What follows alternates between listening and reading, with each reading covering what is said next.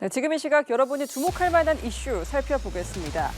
고작 12만 원 때문에 일면식도 없는 사람을 흉기로 살해하고 시신을 유기하는 사건이 발생했습니다.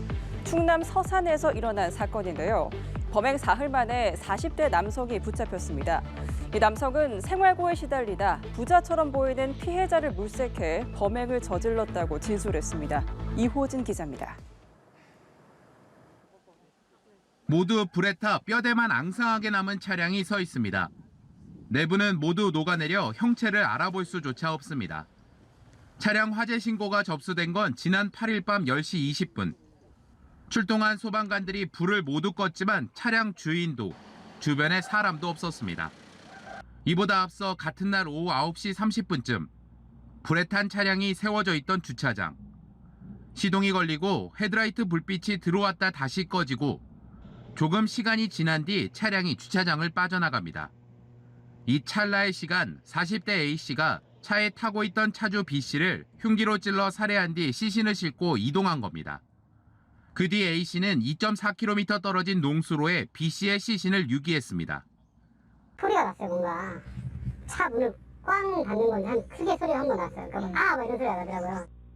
그리고 나서 유유히 유기 장소를 빠져나와 인접한 공터에서 차량을 불태웠습니다.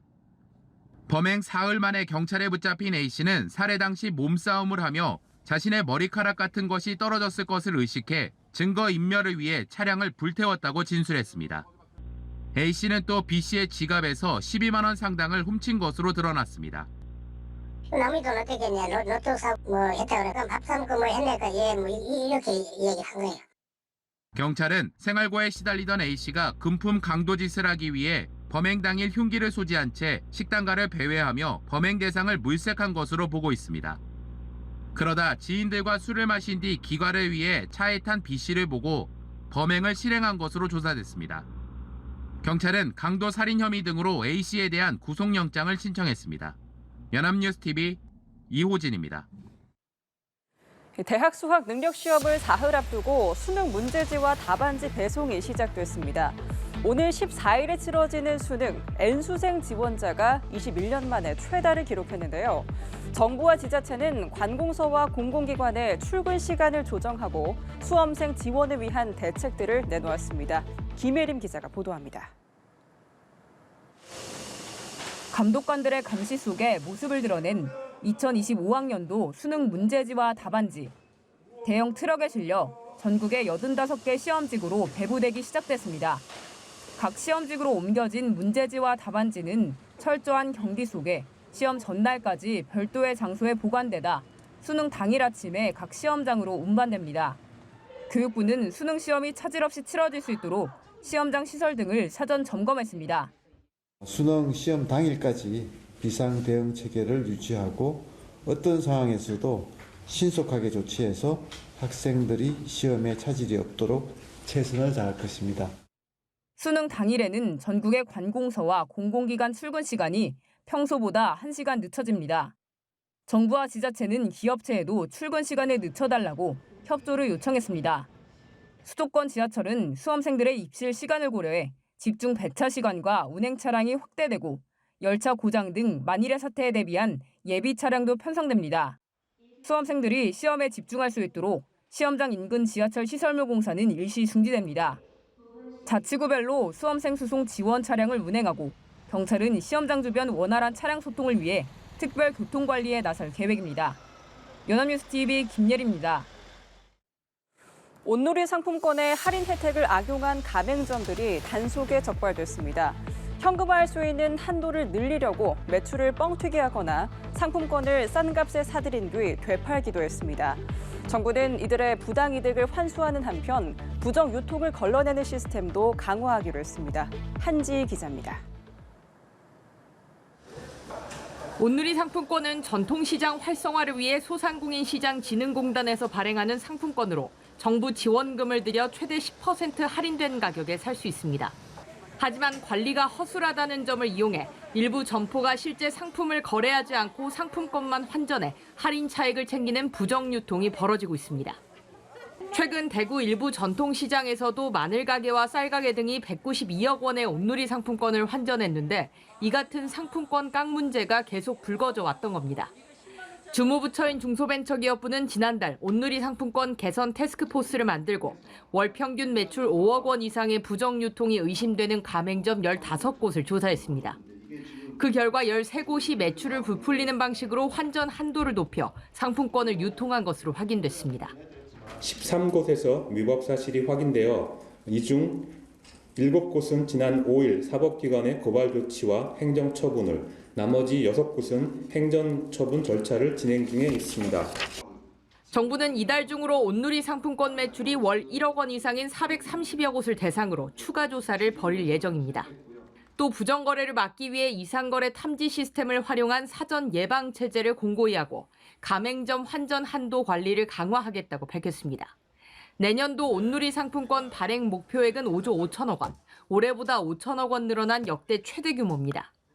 다만 온누리 상품권의 부정 유통 문제가 여전히 심각한 만큼 부정 유통 적발 시장에 대한 지원 방식을 바꾸는 등의 강경한 대응이 필요하다는 지적이 나옵니다. 연합뉴스TV 한지입니다. 프로야구의 자유계약 선수 FA 시장이 올 시즌 인기만큼이나 후끈 달아오르고 있습니다. 사상 처음 FA 누적 총액 300억을 넘긴 선수가 등장하는 등 지난해에 이어 올해도 억소리 나는 계약들이 줄줄이 나오고 있습니다. 박수주 기자입니다. 생애 첫 FA 자격을 얻은 올 시즌 프로야구 통합 우승팀 기아의 핵심 불펜 장현식이 LG 품에 안겼습니다. LG는 장현식과 4년 총액 52억 원에 서명했다고 밝혔습니다. 2020년 NC에서 기아로 트레이드된 이듬해 홀드왕을 차지하며 두각을 드러낸 장현식은 올 시즌 75경기에서 5승 4패 16홀드, 평균 자책점 3.94로 활약하며 기아의 필승 불펜 역할을 소화했습니다. 처음부터 너무 적극적으로 저의 가치를 알아봐 주셔서 이적을 선택하게 됐습니다. 너무 기쁩니다. 사상 첫 FA 누적 총액 300억 시대를 연 SSG 최정부터 4년 최대 78억 원으로 한화 유니폼을 입은 엄상배까지 문연 지 일주일도 안 된 프로야구 FA 시장에는 대형 계약이 줄을 잇고 있습니다. 엄상백에 이어 KT 심우준을 4년 50억 원에 선점하며 일찌감치 타구단 소속 선수 2명을 모두 영입한 한화는 이번 FA로 128억 원을 투자했습니다. 두산의 16년차 베테랑 내야수 허경민은 3년 20억 원이던 종전 계약 대신 4년 40억 원을 제안한 KT 손을 잡았고 롯데는 구단 최다 세이브를 보유한 마무리 김원중을 4년 54억 원에 붙잡았습니다. 올해 FA 승인 선수는 20명, 이 중 8명이 계약을 마친 가운데 사실상 대형 계약 후보는 LG 투수 최원태만 남았습니다. 최근 2년간 성적을 비교했을 때 엄상백과 큰 차이가 없고 나이 역시 비슷합니다.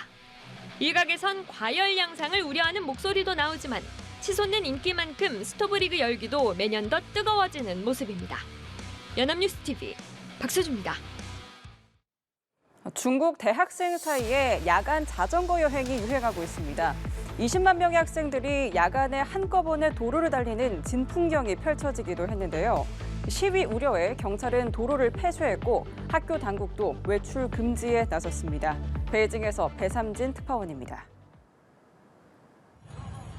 중국 허난성 정저우시 도로에 자전거 행렬이 길게 이어졌습니다.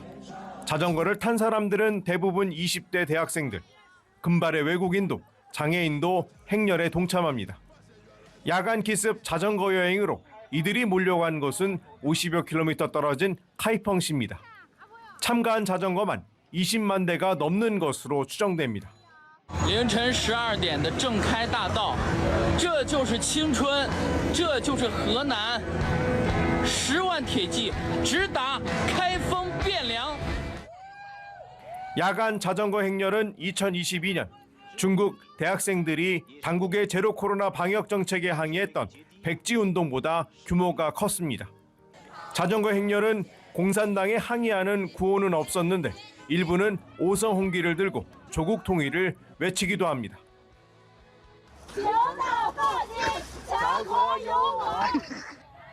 인파가 몰리자 경찰들은 스크럼을 짜고 통제에 나섰고 학교들은 재학생들의 외출을 금지하는 긴급 대책을 내놨습니다.